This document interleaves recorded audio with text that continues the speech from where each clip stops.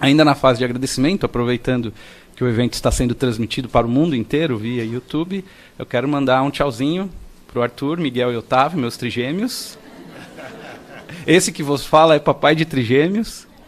E para mim a Gabriela, que está cuidando deles lá em Atibaia, que é uma cidade muito bonita, diga-se de passagem, quem quiser conhecer, né? Para que eu pudesse estar aqui com vocês hoje. Bom, muitos agradecimentos, mas vamos falar do que nos cabe nessa tarde de sábado, primeiro dia de vigência do Código de Processo Civil, que é a resposta do réu. Resposta do réu é uma terminologia de um advogado antigo, de um advogado que militava no Código de 73, porque o novo Código de Processo Civil, ele não traz mais esse capítulo do Código de Processo, resposta do réu. É apenas contestação. Mas eu quererei demonstrar aos senhores que a gente ainda pode trabalhar com a ideia de resposta, porque haverá pelo menos mais uma modalidade de resposta que o réu poderá apresentar no momento em que for citado. Aliás, 3. Então eu quero começar por essas 3, ou por essas 2 novidades. O réu, no Código de 73, ele era citado para apresentar a resposta em 15 dias. Daqui a pouco nós vamos ver que no Código vigente, e eu estou emocionado, porque foram anos, né, 1 ano praticamente dando aula, falando do código que vai viger, e hoje eu já posso falar do código vigente, né?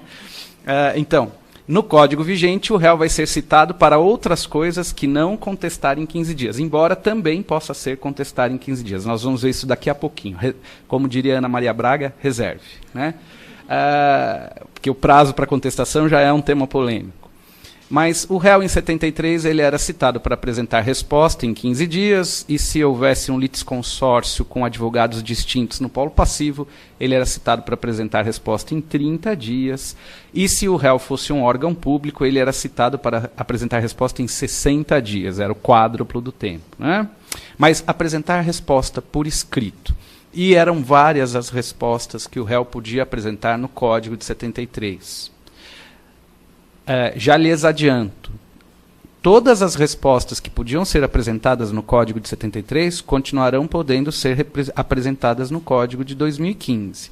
Talvez não exatamente com a contestação, mas não foi abolido nenhum módulo defensivo. O que acontece é que elas virão todas para contestação, né? Princípio da concentração dos atos processuais. Mas voltando aqui à exposição. Então ele era citado e podia apresentar, primeiro, aquelas respostas que nós chamávamos de dilatórias. E por que elas eram chamadas de dilatórias? Porque elas outorgavam ao réu a suspensão do prazo para apresentar a resposta propriamente dita.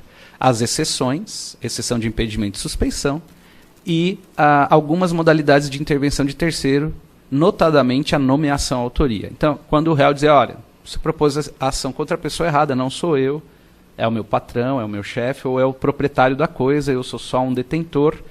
Então, ou quando ele apresentava as exceções, ou quando apresentava a nomeação à autoria, o prazo para apresentar a resposta propriamente dita estava suspenso. E depois, em que essas defesas dilatórias já haviam sido decididas, ele apresentava, então, a sua resposta, que podia ser a contestação, a reconvenção, as impugnações ao valor da causa e ao benefício da assistência judiciária e o incidente de falsidade documental. Então percebam, olha, exceções, intervenções de terceiro, contestação, reconvenção, impugnação ao benefício da justiça gratuita, impugnação à assistência judiciária e incidente de falsidade documental. Eu contei 7 aqui, certo? O réu poderia aparecer lá no cartório ou no protocolo do fórum com 7 petições no momento da sua resposta. Tá? Como ficou agora? Primeira coisa. Não sei se os senhores estão sabendo, mas o capítulo do Código de Processo Civil que trata das tutelas de urgência, ou as tutelas provisórias na nomenclatura do novo Código, ele criou um instituto inédito entre nós, uma das novidades do Código de Processo Civil, que é a chamada estabilização da tutela provisória. Já ouviram falar disso? Eu vou mencionar rapidamente para chegar no quesito resposta, que é o que nos toca hoje. O autor da ação, agora, ele pode escolher 2 caminhos quando ele identifique que aquele pleito inicial, ele demanda uma resposta urgente do Poder Judiciário para alguma medida. Ele pode fazer como era no Código Antigo, ajuizar uma cautelar autônoma e depois ajuizar a petição inicial completa. A diferença é que agora isso serão nos mesmos autos, mas a técnica é a mesma. Ou então, ele poderá formular uma petição inicial provisória com pedido de tutela antecipada, não cautelar, e aí depois também apresentar um aditamento a essa petição inicial para veicular os pedidos completos com as causas de pedir já melhor delineadas. Exemplo que eu entendo ser cabível nessa nova modalidade é, nós temos a notícia, o cliente nos traz a notícia que um parente próximo está internado na UTI e o plano de saúde lhe comunica que expirou o prazo que ele tinha contratualmente para usar esse serviço, ele vai ser ou retirado da UTI ou transferido para uma UTI pública, o que é um problema, né? Dependendo da UTI pública já pode transferir por IML. Então, e veja, o advogado ele se vê num dilema, e no Código de 73 o advogado se via num dilema, porque se ele fosse um processualista, tomara que ele não fosse, ele pensaria assim, mas eu não estou a pleitear uma tutela cautelar. Essa situação exige uma tutela antecipada. E por quê? Porque o que eu quero ao final do processo, que é o prosseguimento da internação em UTI, é exatamente o que eu quero como medida urgente. Há uma coincidência. Então, quando há uma coincidência entre a medida urgente e aquilo que eu quero ao final do processo, eu estou diante de uma tutela antecipada. Quando a medida que eu preciso urgente, ela não coincide no todo ou em parte com o que eu quero ao final, eu tenho uma medida cautelar. Por exemplo, quando eu pleitei um bloqueio de bens, olha, eu quero que o sítio de Atibaia fique bloqueado até o final da ação. Não é o que eu quero ao final. Ao final, eu quero descobrir quem é o verdadeiro dono, leiloá-lo, entregar o dinheiro a quem quer que seja, etc. Percebam que não existe uma coincidência entre a medida que eu pleiteio como medida urgente e aquela que eu quero ao final, caso eu seja vencedor da ação. Então, o Código de 73, ele não previa a possibilidade de eu ajuizar uma ação cautelar pleiteando uma tutela antecipada. Nós fazíamos isso, fazíamos. E os juízes entendiam. E, neste caso que eu comecei narrando, da internação, não é crível que o advogado consiga, em poucas horas, produzir uma petição inicial de uma ação anulatória, de cláusula, né, com documentos, recibos, com laudos do médico. O cara vai sair da UTI, não dá tempo de fazer isso. Você tem que correr para o fórum com uma petiçãozinha de 2 páginas, despachar com o juiz, rezar para que o juiz vá com a sua cara e acredite que aquilo que você está contando é verdade, e ele despachar, ó, permaneça internado até depois que chegar aqui a ação. Então, hoje isso é possível. Tá? Lá, no artigo 333, nós temos essa possibilidade de pleitear provisoriamente uma medida urgente para depois, no prazo de 15 dias, aditar esta petição inicial provisória para trazer a lide na sua completude. Aí eu vou buscar o contrato da Unimed ou do plano que seja, e eu vou buscar um laudo do médico dizendo que ele não pode ser retirado sob pena de risco de vida.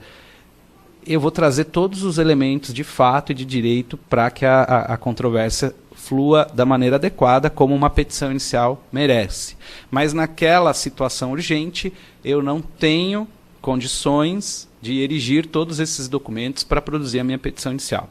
Bom, aí vocês vão dizer, professor, você está falando de petição inicial, cadê a resposta? É simples. O novo Código de Processo Civil diz que o réu citado desta medida urgente provisória, caso ele não agrave, o juiz pode extinguir o processo sem julgamento de mérito, tornando a liminar definitiva. Ele extingue o processo sem julgamento de mérito, mas a liminar fica mantida. Tá? Então, cavalheiros e damas, a partir de segunda-feira, se vossos clientes receberem lá uma liminar em uma petição inicial provisória, será requisito para responder à ação agravar primeiro. E o agravo é no prazo de 15 dias, A resposta não necessariamente é no prazo de 15 dias, como nós vamos desenvolver daqui a pouco, ok? Então, o agravo de instrumento contra as tutelas urgentes pedidas de maneira antecedente por essa técnica de cisão da petição inicial em petição inicial provisória e petição inicial definitiva, implica que uma das respostas obrigatórias que o réu terá que apresentar é o agravo de instrumento contra essa decisão, sob pena do juiz extinguir o processo, tornando definitiva aquela liminar anteriormente dada, e não podendo o réu apresentar resposta naqueles autos. Mas não vai poder apresentar resposta nunca? Não, não vai. Vai poder ajuizar uma ação anulatória no prazo de 2 anos, a contar da intimação dessa sentença que extinguiu o processo e tornou a liminar definitiva, mas percebam, não é mais resposta, é inicial. O réu ele vai ter que propor uma ação para anular aquela em que houve a estabilização da tutela provisória. E percebam, evidentemente, que a família, até pelos transtornos causados por esse indeferimento indevido do tratamento na UTI, é certo que ela sofreu dano moral e, eventualmente, ela queira que a cláusula seja declarada nula, queira pleitear dano moral, e, eventualmente, o juiz, percebendo que na petição inicial definitiva virão estes outros pedidos, ele não aplique o instituto, né? Mas, em o juiz aplicando, o caminho é ajuizar uma ação anulatória. Tanto o réu, que quer afastar a liminar, que se estabilizou, tanto quanto o autor, caso ele queira outros pedidos, caso ele quisesse formular outros pedidos, e ficou obstado de formulá-los porque o juiz extinguiu o processo. Ok? O colega ia fazer uma pergunta?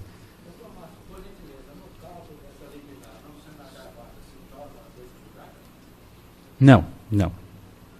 Essa liminar, a gente costuma comparar as coisas com aquilo que a gente já conhece por uma questão de familiaridade, né? Essa liminar ela vai ter a mesma força decisória daquelas decisões meramente homologatórias que estavam previstas no antigo artigo 486 do Código Civil finado, né? Do finado Código de 73. Então essa ação vai ser anulada como os atos jurídicos em geral. E a ela não se aplica o regime da ação rescisória, que demanda depósito de 20%, causa de pedido fechada, estipulada em artigo específico. Não se aplica isso. Tá? Então, ela é definitiva, porém não faz coisa julgada. Vou pedir aos colegas que deixem as perguntas para o final dessa palestra, ok? Não é por antipatia do palestrante nem por desorganização, embora o debate dialético ele seja mais fluido.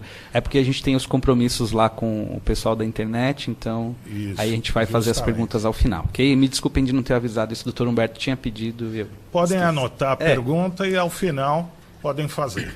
Então, prosseguindo. Dependendo da situação, o réu deverá agravar, já fará parte desse corpo de respostas. 2. O novo Código de Processo Civil, ele tem, então, esse explícito espírito de concentrar os atos processuais. E a contestação talvez seja, dos institutos processuais todos, a contestação talvez seja aquele em que este espírito do legislador ele fique mais visível.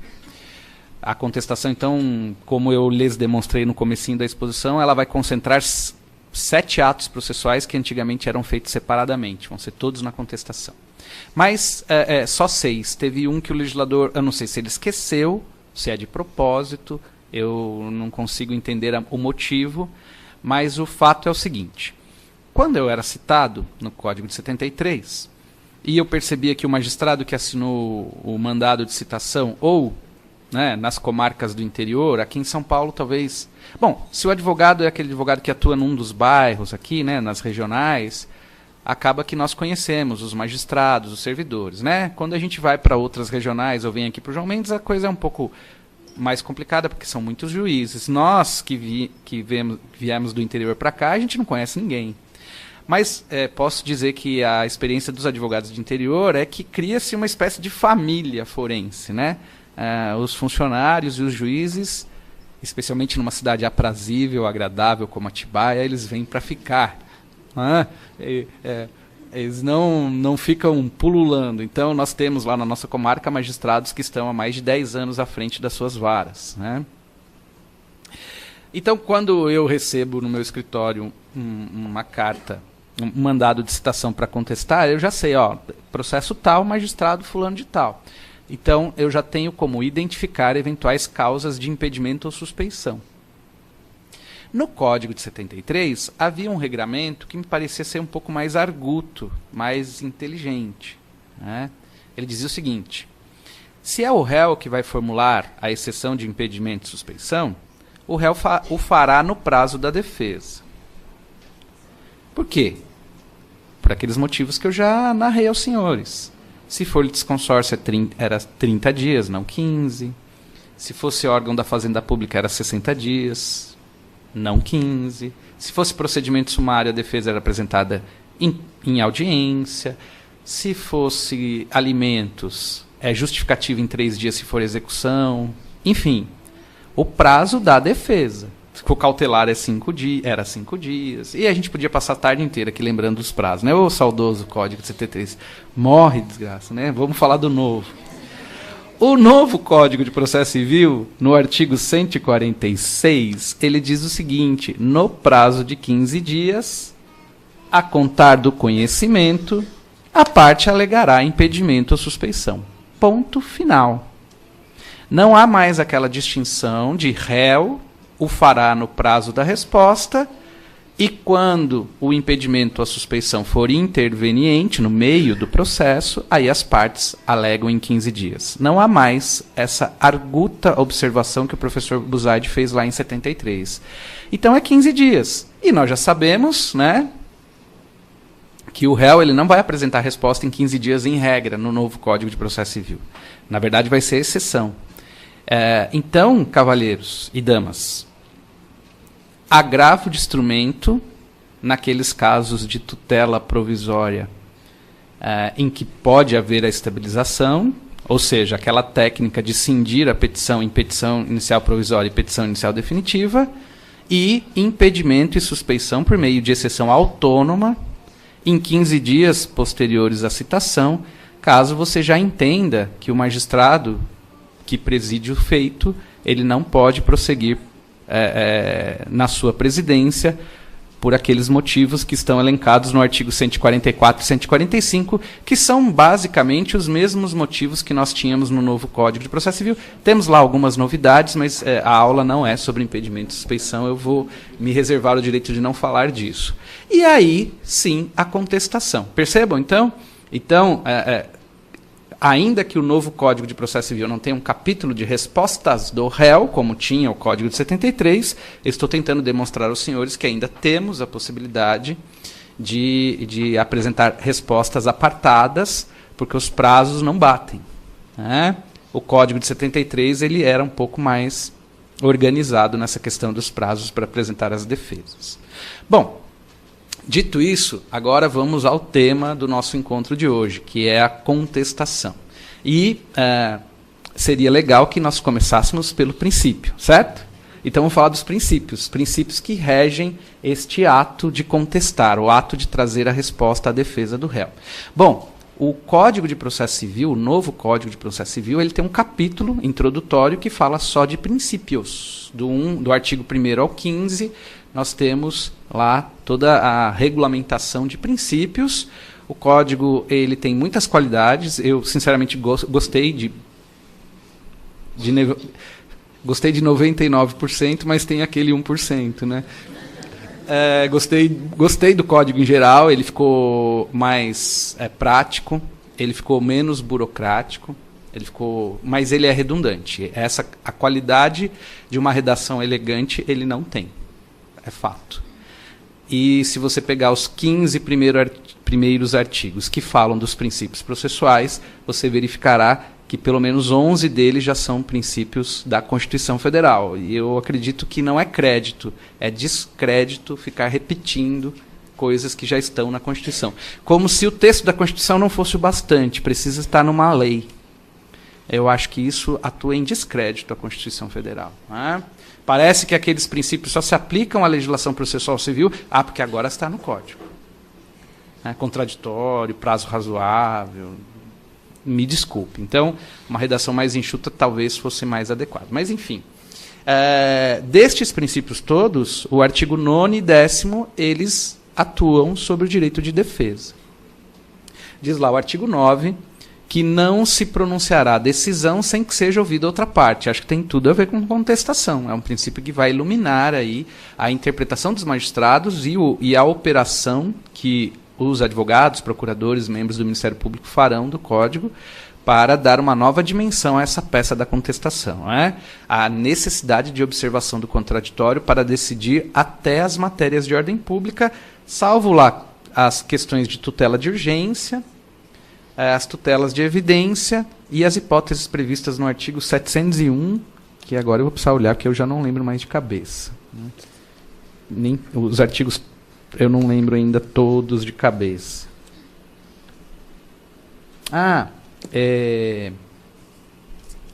As hipóteses de obrigação de fazer e não fazer. Tá? Então, para a medida que o juiz entenda mais adequada a obrigar o réu já condenado a fazer ou não fazer alguma coisa e decidir as tutelas de urgência, não precisará haver oitiva específica do réu. Mas para todos os outros, nós precisaremos de oitiva do réu.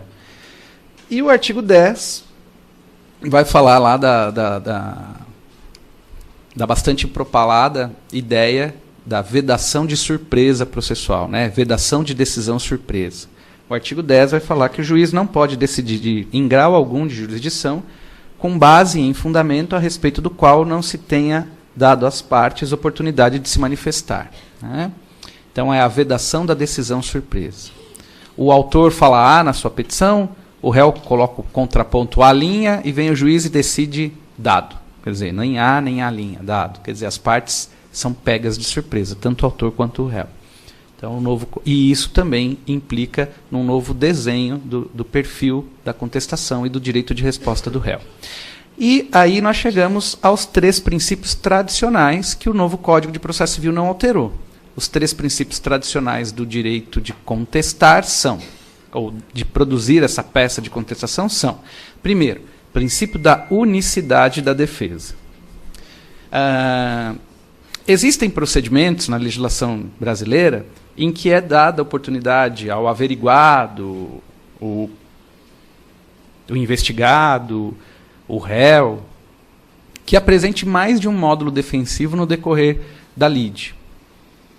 Por exemplo, no tribunal do júri, o réu ele apresenta a defesa prévia e depois de um debate haverá sentença de pronúncia para decidir se realmente ele responderá perante o tribunal do júri ou não.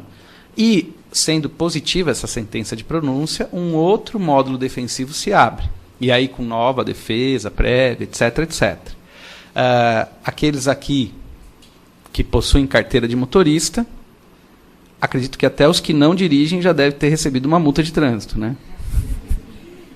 Porque tá feia a indústria de multa de trânsito. E nós sabemos que somos intimados a apresentar em 15 dias uma defesa prévia, apontando eventual inconsistência do auto de infração, e depois, ultrapassada essa fase de defesa prévia, recebemos uma segunda notificação, a segunda realmente dolorida, porque já vem com boleto para pagar, né? E em que nós podemos apresentar, então, no prazo de 30 dias, uma defesa à JARE, a Junta Administrativa de Recursos de Infração de Trânsito. Ok? Então, estou tentando demonstrar aos senhores que em alguns procedimentos previstos na legislação processual brasileira, o réu, o averiguado ou o cidadão, quem quer que seja, ele pode apresentar mais de um módulo defensivo. No processo civil, não. No processo civil, e o trabalhista, como o gênero do processo civil, segue essa regra, vige o princípio da unicidade. Ao réu é dada a oportunidade de apresentar uma só resposta, uma só defesa. Não é algo absoluto. Nós vamos ver que existem pelo menos 2 exceções a essa situação, mas resposta propriamente dita, ela só pode ser apresentada em uma única oportunidade. Bom, já que eu falei das exceções, vamos lá. Embora nós vamos tratar de maneira mais profunda daqui a pouco sobre isso, os senhores sabem que ao réu é dada a oportunidade de apresentar as matérias de ordem pública como preliminar de contestação. Embora o novo Código de Processo Civil tenha trazido duas hipóteses em que as preliminares não são matéria de ordem pública. Uma já estava no outro código, de outra maneira, mas já era vigente, e uma agora novidade, né? Então, essas matérias estão elencadas no artigo 337, que dizem respeito àqueles temas que, de fato e de direito, o juiz já tinha que ter observado antes de mandar citar o réu. São as hipóteses de extinção do processo sem julgamento de mérito. Olha eu fazendo lambança aqui. Então, esses temas previstos no artigo 337, salvo exceção, incompetência relativa e convenção de arbitragem já estava no 301 do finado código, e agora a novidade é a incompetência relativa, mas como eu disse a vocês, ela também já estava no outro código, só com outra roupagem, que tinha uma exceção apartada. Essas duas matérias precluirão, se eu não apresentá-las como preliminar de contestação, elas não serão mais passíveis de discussão no processo. Eu aceitei a jurisdição do magistrado comum por não ter alegado a convenção de arbitragem e aceitei o território que o autor escolheu para a propuração por não ter proposto a exceção de incompetência como preliminar de contestação. Então, esses não se debatem mais. Mas os outros 11 temas, alguns eu lembro de cabeça, outros não, coisa julgada, litispendência, perempção, ilegitimidade de parte, incorreção do valor da causa, conexão de causas deu um babado semana passada, né? A Operação Lava Jato aí tem permitido aos professores vários exemplos. Então, a conexão de causas que foi reconhecido com a denúncia ofertada pelo Ministério Público e a Operação Lava Jato acabou havendo a reunião de processos. E tem mais algumas matérias que agora me fogem à cabeça. Essas, ainda que o réu tenha perdido prazo para apresentar contestação, ele vai poder agitá-las no momento futuro. Então pode apresentar duas defesas? Poder não pode, mas o sistema, o código apreciado como um sistema, ele permite essa saída. Não é à toa que subsiste a chamada exceção de pré-executividade lá na execução, que nada mais é do que usar o artigo 337, agitando matérias que, de fato, o juiz já devia ter apreciado antes de mandar citar o réu. Então, se o juiz podia ter apreciado antes, ele pode apreciar também depois. Então, não é que é dada ao réu a oportunidade de apresentar duas defesas, mas o sistema processual ele acaba permitindo que o réu agite essas matérias posteriormente, caso ele tenha perdido a oportunidade ou não tenha se atentado aos fatos descritos no artigo 337. Mas, retornando ao leito da nossa exposição, primeiro princípio da unicidade. Eu tenho só uma única oportunidade de apresentar a defesa. Diferente dos outros processos, eu não vou ter a defesa dividida em fases. Uma defesa só. Decorrente desse princípio, o princípio da eventualidade. Esse princípio ele exige um raciocínio um pouco mais sofisticado. E essa é uma coisa que me amedronta num futuro de médio e longo prazo.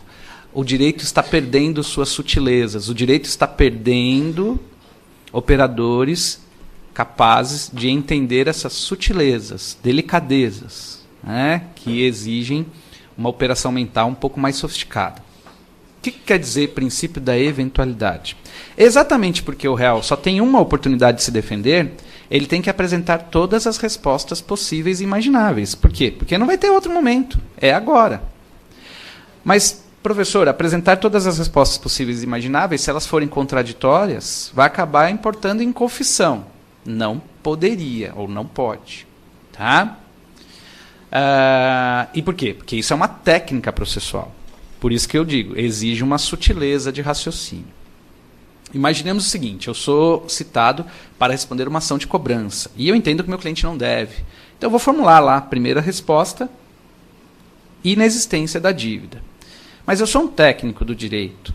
E o técnico do direito, ele tem que estar, digamos assim, confortável com uma situação. Qual? Existe a verdade, que não é uma só. Porque existe a verdade do autor e existe a verdade do réu. Tá? Por mais que nós imaginemos que exista uma verdade suprema, é complicado trabalhar com isso. E eu fui dar essa aula de contestação essa semana, e essa semana eu participei de uma audiência. E esse tema da verdade, eu fui enfrentado com esse tema.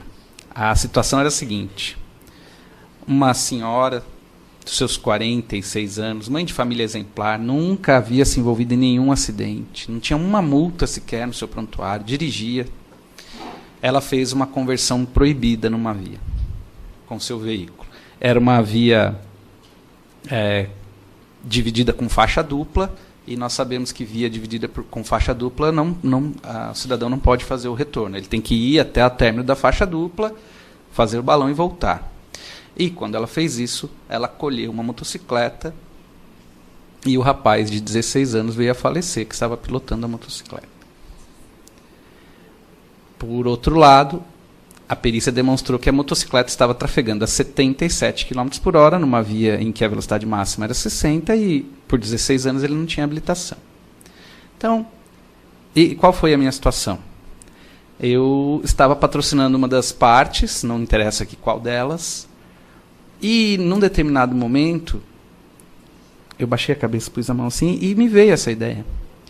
Ninguém vai demover da cabeça da motorista do automóvel de que ela estava errada, ainda que ela tenha feito a conversão no local proibido. Porque a verdade que se estabeleceu para ela é que o menino estava em alta velocidade e não tinha habilitação, portanto, não sabia conduzir corretamente o veículo, e isso gerou o acidente. Assim como também ninguém vai tirar da cabeça da mãe do menino de 16 anos que a culpa pela morte do seu filho foi da mulher que fez a conversão no local proibido. Ninguém. Eu não acredito que uma força humana seja capaz de convencer essa mãe de que o filho perdeu a vida por sua culpa. Porque a verdade que se estabeleceu na cabeça dela é que se aquele automóvel não estivesse fazendo a conversão no local proibido, ainda que o filho estivesse cometendo uma imprudência, ele não teria sua vida ceifada. Certo? Uma situação triste, um drama, um verdadeiro drama, né? E eu não tenho coragem de dizer qual é a verdade nesse caso. Mas como eu disse a vocês, eu tenho a tranquilidade de dizer à minha cliente que uma verdade prevalecerá, a verdade do processo, a verdade que é construída pelas regras do processo, que está longe de ser uma verdade real, ok? Então, retomando ao meu raciocínio, eu como técnico do direito, eu sei que eventualmente a verdade que o juiz estabelecerá e que é a que vai valer para fins processuais, ela pode não ser a verdade do meu cliente. Quando a verdade do juiz coincide com a verdade do nosso cliente, é lindo, não é? Acho que mais bonito que isso é ler no Diário Oficial "Espeça-se o alvará", né? Mas quando a verdade que nós contamos na petição é exatamente aquela verdade que o juiz compra como a correta, e geralmente é correta porque nós patrocinamos sempre partes que dizem a verdade e defendem o que é certo, não é isso? É lindo, é maravilhoso. Mas eu, como técnico, sei que, como técnico processual, sei que às vezes não há uma coincidência entre a verdade do meu cliente e a verdade que o juiz acolhe. E por conta disso eu tenho que preparar o meu cliente para o pior. E por conta disso eu tenho que apresentar as defesas para aqueles cenários em que o juiz acabe construindo uma verdade que não é compatível com aquela verdade que interessa ou que é a verdade do meu cliente. Este é o princípio da eventualidade.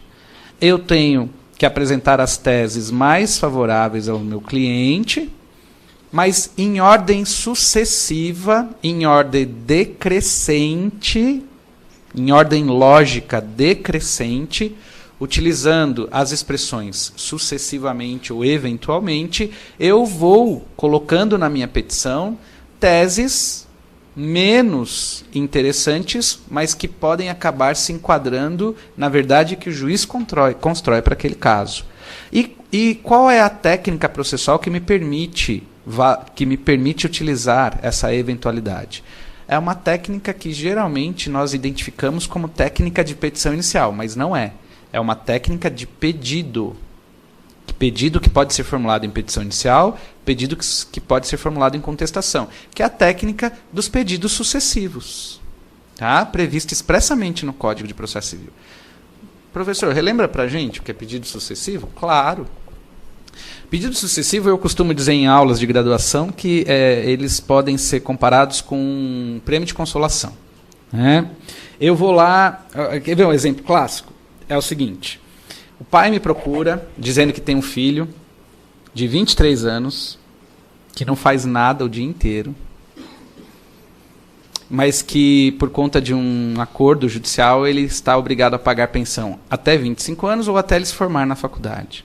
O cidadão escolheu a faculdade com todo respeito aos profissionais da área, escolheu lá a faculdade de design de interiores, né? Gente, morar numa casa projetada, linda, é uma coisa que faz bem para o ego. Você se sente mais. Então, todo o meu respeito aos profissionais de design de interiores, tá? Mas é um curso tecnólogo de 2 anos e meio. E já faz 4 anos que ele entrou na faculdade e ele ainda está no 2º semestre do curso. E ele sistematicamente reprova nas matérias para levar essa graduação até os 25 anos, tá? Então o pai ele procura desejando promover uma ação de exoneração de pensão alimentícia. E você já sabe que vai perder, que é a jurisprudência pacífica.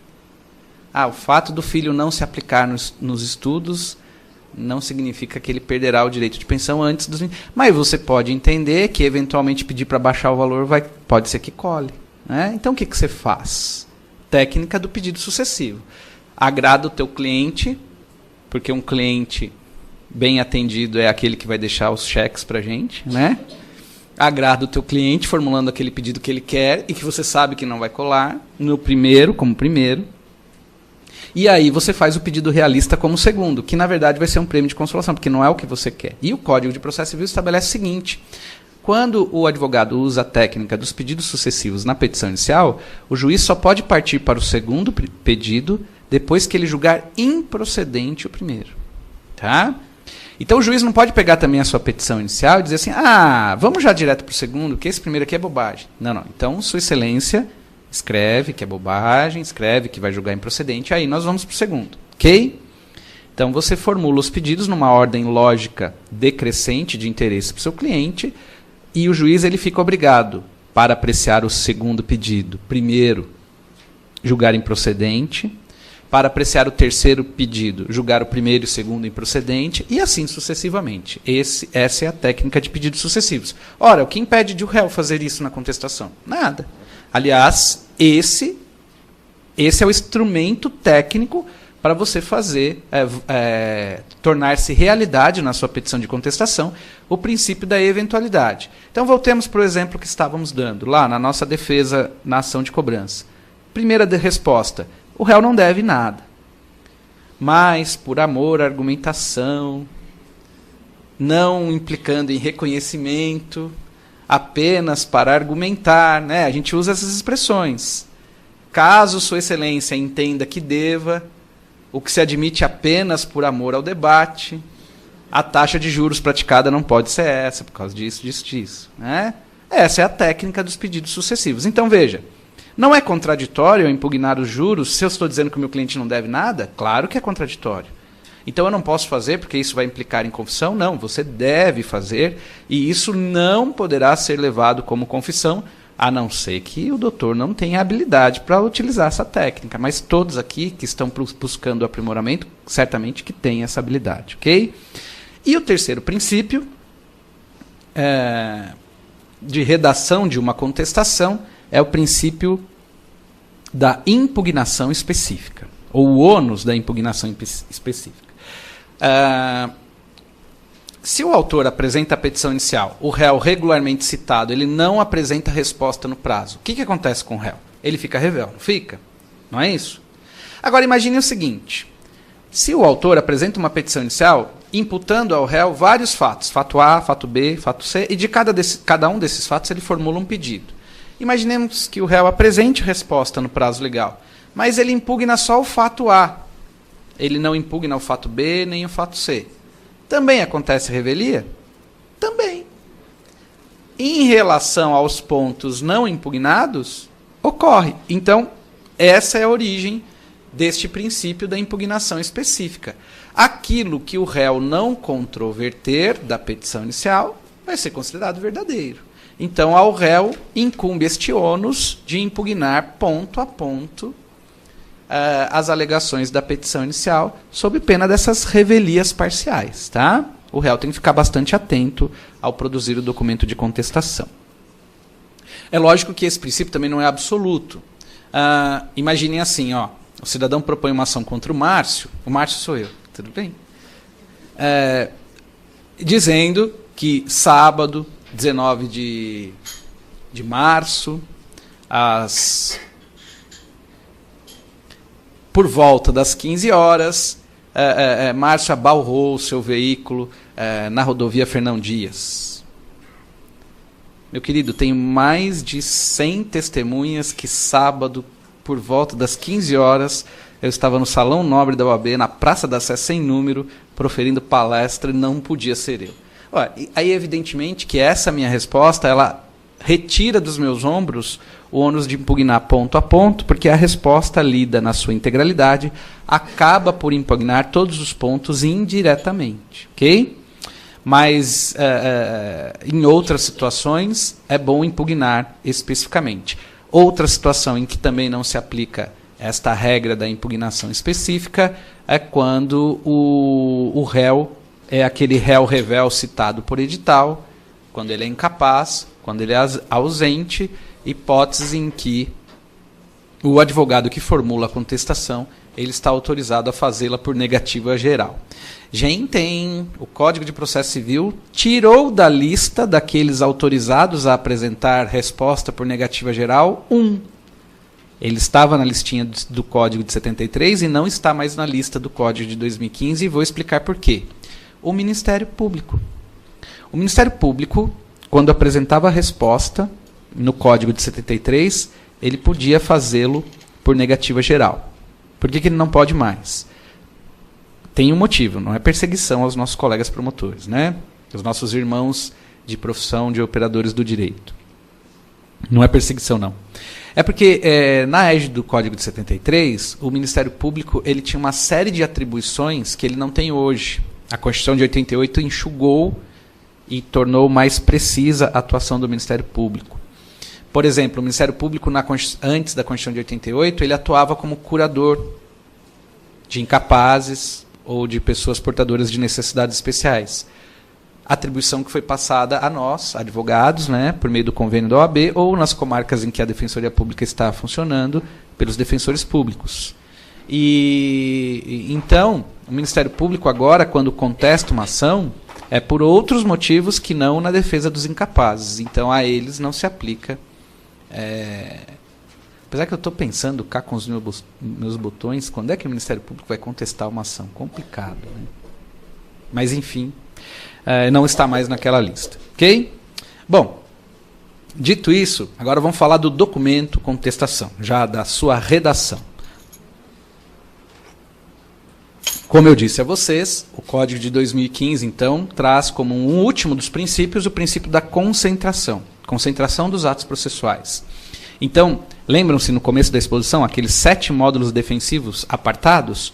Hoje eles serão todos capítulos da contestação. A contestação, então, poderá ter 6 capítulos, ok? Dica profissional para vocês. Eu sei que entre nós aqui temos profissionais experientes e entre nós temos, pelos rostinhos que eu vejo aqui, entre nós temos estudantes. Não, olha lá, um estudante. Ó. Seja bem-vindo, viu, querido? Então, aqueles que são estudantes poderão Bom, como está sendo passado no YouTube, deixa essa parte da palestra para um debate mais íntimo num outro dia, né? Mas o fato é que, às vezes, acontece, assim, por acidente, de uma petição que a gente apresenta no processo, ela não ser apreciada nem pelo magistrado ou pelo cartório. Junta lá e ninguém lê. É raríssimo isso acontecer, não é a regra do Código na nossa atuação profissional. Geralmente as nossas petições são lidas com bastante zelo e todas as providências tomadas conforme a gente pede, ok?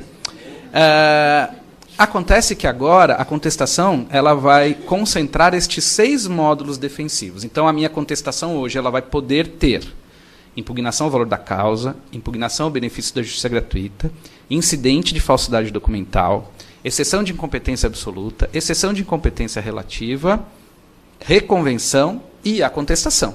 Tá? Lembrando que ainda vai caber à parte o tal do agravo, lá para não precluir, né, o direito de responder, e a exceção de impedimento e suspeição do juiz, que ainda é apartada. Tudo bem? E eu nem falei das intervenções de terceiro, porque tem a nomeação à autoria que vai ser embutida na própria contestação, denunciação da lide e chamamento ao processo, que ainda poderão ser articuladas em contestação. Então são 9, não são 6. Ok? E aí, dependendo do que você articulou na contestação, o processo vai ter um caminho A, dependendo do que você articulou na contestação, o processo vai ter um caminho B. Imagine, há uma reconvenção. O próximo passo é a réplica? Não. O próximo passo é citação do autor para apresentar a contestação. Eu apresentei uma exceção de incompetência relativa. O próximo passo é manter a audiência e depois a réplica? Não. Suspende-se ou cancela-se a audiência até que o juiz aprecie. Aí, por exemplo, você apresenta uma contestação com uma preliminar de incompetência relativa e você recebe lá 15 dias depois no Diário Oficial diga o autor sobre a contestação ofertada. Ou mantida a audiência de data tal. Não pode. Tá? Então, qual é a dica profissional que eu deixo aos senhores? Contestação com sumário. Tá? E isso um cartorário me disse uma vez. Márcio, se apresenta assim, ó. Márcio Manuel Maidame, por seu advogado, vem muito respeitosamente apresentar contestação nos autos da ação em que Humberto, nos autos da ação de indenização que lhe move Humberto. Não faça isso. Não faça isso jamais, diria esse meu amigo cartorário. Faz assim, ó. Márcio Manuel Maidame, por seu advogado, vem muito respeitosamente, 2 enter. Letra maiúscula, uma letra maior, apresentar contestação, 2 enters. Agora, letra minúscula, nos autos da ação. Por quê? Porque chega lá no cartório, o cara bate o olho e fala, contestação, opa! Né? É o trâmite assim. Para o cara não precisar ficar procurando. Então, o que nós vamos fazer agora? Vem, muito respeitosamente, apresentar. Pula 2 linhas, letra maiúscula, sublinhado, negrito, caixa alta, contestação com exceção de incompetência, com reconvenção, e cada um você pula uma linha. Contestação, com reconvenção, pula linha. Com exceção, pula linha. Com impugnação do benefício da justiça gratuita, para o cartório ir listando, ó, tem tudo isso aqui dentro dessa contestação. Porque senão o despachão padrão vai ser réplica e não é o que você quer, tá? Não é o correto para o andamento do processo. Aí toca a gente ir lá despachar no cartório, olha, juntaram minha petição, mas tinha um pedido assim, assim, assim, precisa regularizar, tá? Nós vamos perder tempo. Então, senhores, contestação agora tem que ter sumário, tá? Momento para apresentar a contestação. E eu já estou indo já para o meu final da minha exposição. O réu agora ele vai ser citado para comparecer a uma audiência preliminar de conciliação ou de mediação, tá? Sob pena de ausentar-se injustificadamente e pagar uma multa de 2%. Os senhores que patrocinam empresas, cuidado! Há uma previsão legal que não havia no antigo código. Aquele que não puder comparecer pessoalmente deve fazer-se representar por preposto com poderes para transigir. Aquela cartinha de preposição que nós temos no nosso escritório genérica, vai precisar ser reformulada. E já há quem diga que a carta de preposição ela deverá conter poderes específicos para transigir, confessar, firmar acordo, sob pena do juiz eventualmente, dependendo da interpretação do digno magistrado, entender que a pessoa que está presente na audiência ela não tem aqueles poderes que a lei exige para que ela possa comparecer. E se você ler o dispositivo, vai estar assim, ó. A parte poderá fazer-se representar por preposto com poderes. E aí tem gente que interpreta assim, não, a parte poderá fazer-se representar e poderá mandar uma carta de preposição. Não. Se a parte escolher fazer representar-se por preposto, aí a carta de preposição tem que ter esses poderes, sob pena de não valer o ato. Tá? Essa é uma interpretação catastrófica, neurótica, mas é uma interpretação que o bom profissional de direito faz. Então perceberam que aquele que que tem uma visão exagerada e catastrófica das coisas e é neurótico, ele tem a possibilidade de ser um bom profissional do direito, né?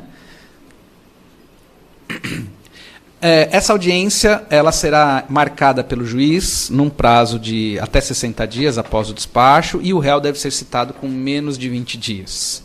Aqui reside todo o meu receio. Aqui reside todo o meu medo. Né? Por quê? Porque é fato que para bem compreender um fenômeno, especialmente um fenômeno social como é o do processo, a gente tem que tentar se colocar no lugar dos outros operadores. E vamos nos colocar no lado do magistrado agora. Os magistrados sofrem uma pressão para outorgar a tutela jurisdicional dentro de um prazo razoável. É fato. Eles sofrem pressão. Tem metas do CNJ, tem cobrança. E temos que reconhecer que, pelo menos do ponto de vista do tempo, as coisas melhoraram de uns anos para cá. Eu sou do tempo, quando eu comecei a advogar, um recurso de apelação ele demorava de 6 a 9 anos para ser julgado. Os senhores acreditam nisso? Não faz muito tempo. Né? E hoje um recurso de apelação tem demorado no máximo 2 anos para ser julgado, assim, estourando. Né? Eu já tive caso de recurso de apelação de ser julgado em 6, 7 meses aqui no TJ de São Paulo. Então, há de se reconhecer esse esforço da magistratura. Nossa, eu acabei de fazer piada, né? Etc. e tal, mas também quando há coisas positivas a gente tem que reconhecer. E houve um esforço tremendo da magistratura para que, pelo menos do que diz respeito ao julgamento dos recursos de apelação, os prazos diminuíssem e, de fato, diminuíram bastante. Tá? Mas vejam a situação do magistrado. Premido por cumprir metas, ele tem que ter a habilidade de marcar uma audiência que ele não pode marcar para muito tempo para frente. Porque se ele marcar para muito tempo para frente, ele receberá em seu gabinete o advogado do autor dizendo: excelência, mas o senhor marcou audiência para o ano que vem. Por outro lado, ele não pode marcar para um prazo muito exíguo, porque o réu vai ter que ser citado. Quando é réu pessoa jurídica, a probabilidade da citação por carta ser frutífera é grande. E eu não sei se aqui temos colegas que militam no trabalhista. Vocês vão lá numa audiência trabalhista, numa manhã aqui no Fórum Rui Barbosa, tem lá 20 processos em pauta. 18 audiências acontecem. 18 audiências são frutíferas. Mas veja, no trabalhista tem uma coisa que no civil não tem. 100% dos réus são pessoas jurídicas. Citação por carta. Imaginem citar em litisconsórcio. Citação em usucapião. Não sei se alguém milita aqui com a ação de usucapião. Às vezes demora 2 anos para citar todo mundo. Por quê? Porque o Estado de São Paulo tem uma deficiência crônica de oficiais de justiça e pessoas físicas são difíceis de encontrar. Não é fácil. Então, esse é o primeiro grande desafio do novo Código de Processo Civil, essa audiência preliminar. Né? Acredito que muitos magistrados, quando no polo passivo houver pessoa física, vão dar um jeito de não marcar essa audiência, porque implicará num problema sério. A íntima 2 no íntima 1 prejudica a audiência, porque devem estar todos presentes. Aí marca outra audiência, a íntima de novo. Não consegue intimar com 20 dias de antecedência, porque tem que intimar com 20 dias de antecedência. Né? Eu já tive na minha advocacia prática casos de procedimento sumário que o réu era citado com 10 dias de antecedência. Ah, beleza, vai ter audiência. Não, são 2 réus. Prazo em dobro, tem que intimar com 20 dias de antecedência. Desmarca a audiência, marca outra audiência. Seria tranquilo desmarcar a audiência e marcar a audiência se fosse prazo. Marca prazo, desmarca prazo, dá mais prazo, dá menos prazo. O problema é a agenda do juiz. aquela audiência que não foi realizada tomou lugar de uma outra audiência que poderia ter sido realizada, uma de instrução e julgamento, por exemplo. Né? Então, eu não devoto aqui grandes esperanças ao artigo 334, que fala do prazo começando a correr de audiência. Eu acredito que a maioria dos magistrados, quando puder, vai mandar citar o réu para apresentar resposta em 15 dias. Pode fazer isso? Pela letra fria do código, o juiz só poderia fazer isso se ele verificasse que não há possibilidade de haver acordo entre as partes, né? Então, a minha dica, assim, se quer ficar simpático a figura do juiz, coloca na petição inicial que você não quer comparecer na audiência, porque daí o juiz já pode, né, você levanta, ele corta. Como o autor já disse que não tem interesse de comparecer à audiência, então já cita para responder em 15 dias. E por que eu digo isso? Senhores, porque nós podemos cair num carrossel de marca audiência, desmarca audiência, marca audiência, desmarca audiência, que vai fazer o processo demorar muito mais do que o cite-se para responder em 15 dias. Tá? O professor Antônio Carlos Marcato escreveu um livrinho sobre processo monitório, foi a tese de livre docência dele, e tem uma frase que eu levo para a minha vida jurídica. Geralmente, quando o legislador quer fazer uma coisa simples, em pouquíssimos artigos de lei, ela se torna muito complicada na prática. A audiência do sumário não veio para ficar, eu não sei aqui em São Paulo, mas lá em Atibaia nós temos 4 varas cíveis, 3 varas cíveis, o juiz simplesmente não marcava audiência de sumário. Cite-se para responder em 15 dias. Convertiam todos os sumários em ordinário. Né? Porque é complicado administrar essa questão da agenda da pauta. E nós sabemos que se o juiz ficar perdendo pauta, vai começar a atravancar depois as instruções e vai ferrar tudo. Desculpa a expressão chula, mas isso que vai acontecer. Então, mas enfim, vamos lá. O réu vai ser citado com antecedência de 20 dias para comparecer numa audiência. Da data da audiência, flui o prazo de 15 dias para ele apresentar a resposta. Tá? Havendo litisconsórcio, prazos em dobro, aí vão ser 30 dias. O réu pode ser citado e manifestar o seu interesse em não comparecer a essa audiência. Essa manifestação tem que ser por escrito e tem que ser protocolada antes de 10 dias da realização da audiência. E aí, o próprio réu ele se dá por intimado do seu prazo para resposta. Uma regrinha que nós temos que estar atentos. Mesmo havendo litisconsórcio e réus patrocinados por advogados distintos, se eu protocolar a minha petição dizendo que eu não quero comparecer na audiência, o meu prazo é de 15 dias. Não tem dobro. Tá? E, para nós que militamos na Justiça Estadual Cível, não tem mesmo prazo em dobro, porque os processos já estão digitalizados, os novos, né? Na Justiça Federal ainda nós temos processo de papel. Ok?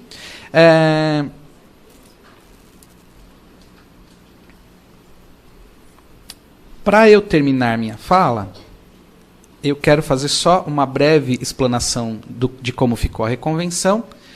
A reconvenção, em suas regras gerais, ela não se alterou. Não houve alteração. A reconvenção ela deve ser apresentada junto da contestação, só que como era no Código de 73? No Código de 73 era tudo junto, separado, né? Assim como as palavras. Não são bonitinhas essas palavras? Tudo junto é separado e separado é tudo junto. E a contestação e a reconvenção eram tudo junto, separado. Eu não podia apresentar, por exemplo, a reconvenção no 13º dia e a contestação no 15º. Não. Tudo junto. Então tudo numa petição só. Não, no Código de 73, separado. Tá? E agora? Agora é tudo junto. É na mesma peça. Então, mais um motivo para a gente dividir a nossa contestação em capítulos. Então agora a petição de contestação pode ter todos os requisitos de uma petição inicial? Sim. Porque se houver reconvenção, não é aquele pedido contraposto do antigo procedimento sumário, não. É reconvenção mesmo, valor da causa, tá? Provas com que pretende provar o alegado, intimação, citação do réu, embora não seja requisito explícito, é implícito. E por aí vai, tá? Todos os requisitos de uma petição inicial. E aí o autor da ação ele não vai ser intimado para apresentar réplica, ele vai ser citado para apresentar contestação da reconvenção. Só que na mesma peça Então, primeira mudança, ao invés de ser em peça apartada, na mesma peça. O que não mudou? Não mudou aquela regra de que o insucesso da ação principal não afeta a reconvenção. Ou seja, se a ação principal for extinta sem julgamento de mérito, caso a reconvenção reúna condições, ela será julgada normalmente. O problema é que ela vai levar, né? Vai levar para o resto da vida a ação principal, porque elas estarão todos no bojo dos mesmos autos. Antigamente você podia separar. E a justiça estadual tem a técnica do grampo ou do barbante, e a federal, como é muito mais rica, tinha aquele velcro grosso, bonito, né? Eu pegava aqueles velcros para pôr aqui, ó, como munhequeira, bonito, né? Então, e aí você podia separar os autos, aí você separava a reconvenção, a ação que era extinta era arquivada e a reconvenção prosseguia. Bom, agora vai levar esse filhote, né, na barriga para o resto da vida, não vai poder mais destrinchar. Então essa regra foi mantida. Assim como foram mantidos os requisitos para apresentar a reconvenção. Pedidos devem ser conexos, ligados pelo menos por um ponto comum de fato ou de direito. Também o juiz deve ser competente para apreciar tanto o pedido principal quanto a reconvenção. E também o rito processual deve permitir, né, aquela ampliação dos limites objetivos. Última novidade, e essa quero compartilhar com os senhores, uma neurose de uma pessoa destrambelhada, ou uma eventual inconstitucionalidade do novo Código de Processo Civil. O novo Código de Processo Civil permitiu, de maneira inédita, não era previsto na nossa legislação, que o réu, na reconvenção, amplie os limites subjetivos da demanda. Traga mais gente do que aquelas que estavam originalmente na ação. E, portanto, caso a minha reconvenção, para ser arguída, precise que traga um terceiro, eu posso convidá-lo para participar da relação processual. Novidade. Até aí tudo bem. Mas o meu temor é que esta previsão de que ao réu é dada a oportunidade de trazer terceiros, ela veio a reboque de uma outra, que essa me preocupa. Está dito no Código de Processo Civil que o réu, quando demandado pelo legitimado extraordinário, também poderá formular reconvenção. No antigo Código havia disposição expressa. Quando o autor da ação era legitimado extraordinário, não cabia reconvenção. Então vamos lá. Legitimado extraordinário é assim, ó. Eu sou titular de um direito, mas o sindicato dos advogados vai lá e pleiteia aquele direito em nome próprio. Então é quando o cidadão pleiteia em nome próprio direito alheio. Eu sou advogado, tenho lá um direito que foi violado, eu não vou atrás desse direito, o sindicato propõe ação, perseguindo esse direito. Pode? Pode. Os sindicatos estão autorizados por lei a promover ações no lugar dos seus representados, substituição processual.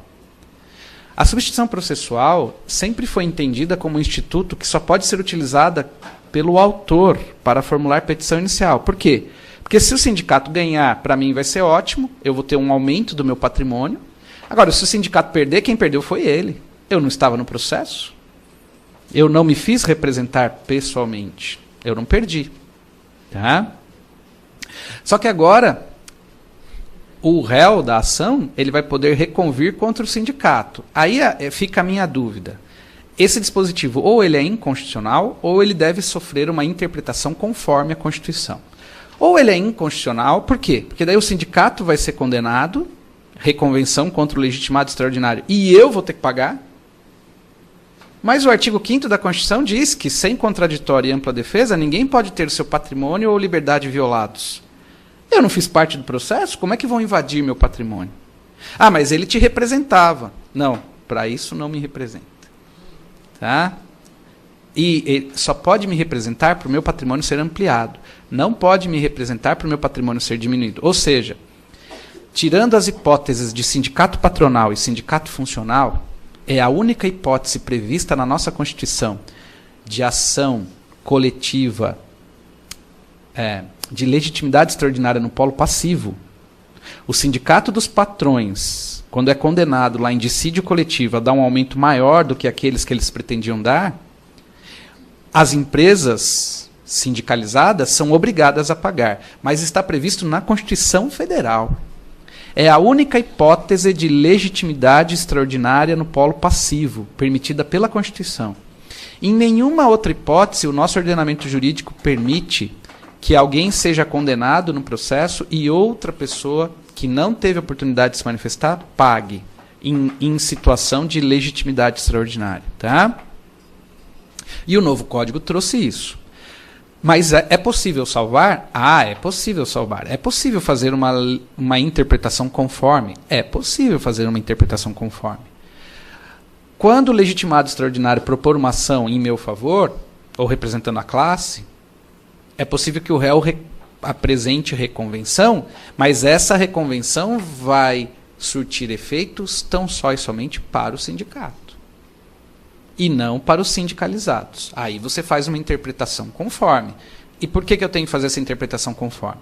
Repito, como eu já disse no começo da exposição, ninguém pode ter o seu patrimônio ou liberdade ameaçados sem que lhe seja dado o direito de contraditório e ampla defesa. E no caso de sindicato patronal, é uma exceção prevista na própria Constituição. E é uma exceção que decorre da tradição do direito do trabalho. Não dá nem para a gente falar numa inconstitucionalidade superveniente, né? Ela é inerente ao direito do trabalho. Mas em todas as outras hipóteses, nossa Constituição Federal, me parece, não permitir a condenação do legitimado extraordinário repercutindo no patrimônio dos representados. Ok? Então, senhoras e senhores, eu peço minhas desculpas por ter invadido um pouquinho o tempo e faço aqui os meus agradecimentos efusivos pela atenção com que me ouviram nessa hora e meia aqui. Muito obrigado.